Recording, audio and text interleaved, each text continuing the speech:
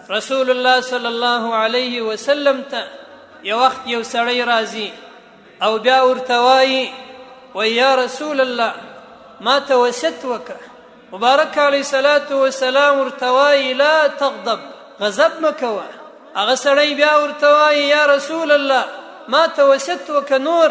مبارک علیه الصلاة والسلام ورته وایي لا تغضب، غضب مه کوه. هغه بیا ورته وایي یا رسول الله نور څه وصیت راته وکړه. مبارک علیه السلام بس ورته وایي لا تغضب، غضب مه کوه.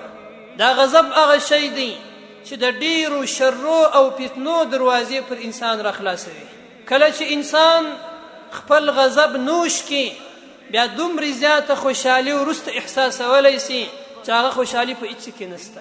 ځکه انسان باندې شیطان ډیر زور په دې وخت کې کوي، داسې اعمال په انسان باندې کوي چې د هغه جبیره بیا نشي کېدلی. اما که یې نوشېدل وکړل بیا وروسته په دغه اندازه باندې خوشحالي ویني.